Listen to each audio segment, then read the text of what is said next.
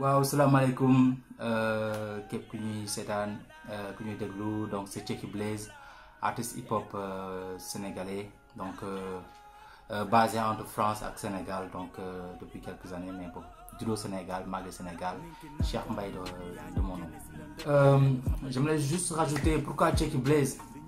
On me demande souvent lu tax Tcheki Blaze su fekkee ça fait américain wala damay kaana loolu après non c'est pas du tout ça en fait. C'est que Tcheki Blaze sama tour la jóge Cheikh comme Cheikh laa tudd donc ba ma nekkee xale Tcheki Son lañ ma doon wooyee sama nijaay Tcheki Son booy lañ ma doon wooyee et cetera Tcheki wala yooyu.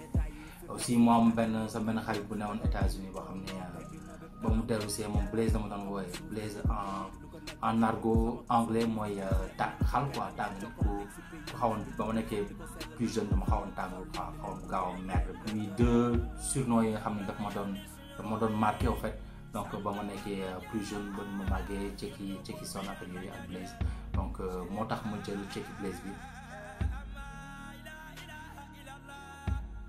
waaw bah pour me présenter artistiquement maa ngi commencé le rap au Sénégal 2000 ak groupe bu tuddoon Ku Klux Klan Enemies, donc on était basé au Parcelles Assainies et voilà donc voilà nekkoon. Après il y a eu Mifa Entertainment Mifa avec sama rakk jigéen Mima bi nekkoon Alif et après j'ai voyagé, j'ai commencé ma carrière solo donc en France. Et voilà, depuis lors, j'ai sorti mon premier album en 2011-2012, qui a été le meilleur album de l'année au Sénégal. Donc on a fait une tournée entre Sénégal, ici en France, Allemagne, qui s'est amené au Maroc aussi. Voilà, donc et j'ai sorti aussi ben EP Sofou il y a 2 ans. Def nañu Sorano, def concert Parcelles Assainies. Dem naa Sénégal def nañ concert yu bëri ay Saint-Louis ay Thiès et cetera donc voilà ay concert fii. J'ai remporté aussi le prix Tama Noir ici en France qui m'a permis de faire la première partie de plusieurs artistes underground connus aux États-Unis comme Master Ace, Jero de Damaja, M.O.P. waroon naa def tamit ay j'ai fait concert au Fado Freddy à Nanterre. Par rapport à ça, donc voilà, il y a pas mal de choses qui ont été faites. Mood Day, qui est un très grand événement en fait ici en France. Donc j'ai fait pas mal de concerts, pas mal de choses, et j'organise souvent des concerts ici en France par rapport au public qui me suit ici et aussi au Sénégal.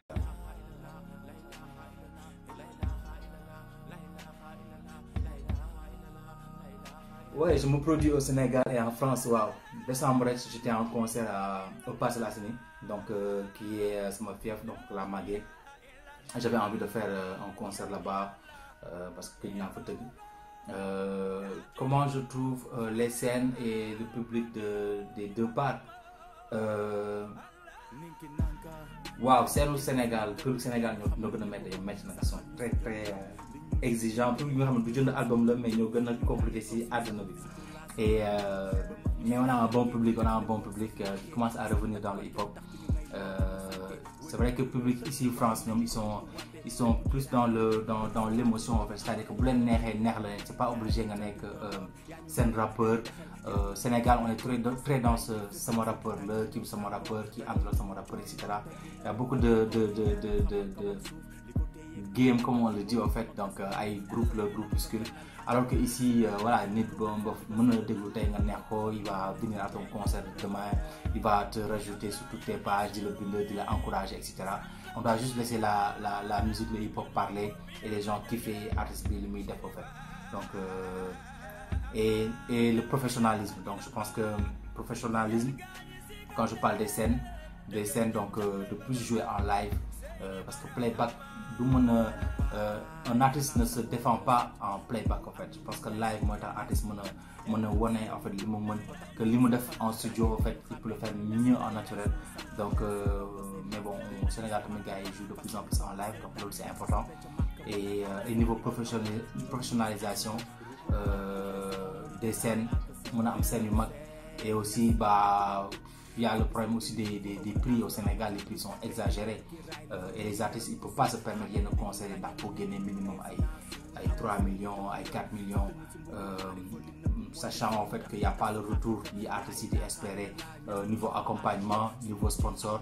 Donc, tu vas prendre une salle, tu payes 1500 ou 2000 euros, ça fait 1 million et quelques CFA. Tu as l'EP, tu as paquet qui tu as technicien, tu as son et lumière, tu as tout. Alors qu'au Sénégal, malheureusement, il faut beaucoup plus, il faut raise box promo. Donc, encore une fois, nous pouvons support ces artistes. Di leen jàppale di jënd projet yi di dem jënd ticket yi di leen support ndax gars yi sonn nañu dëgg si projet yi quoi.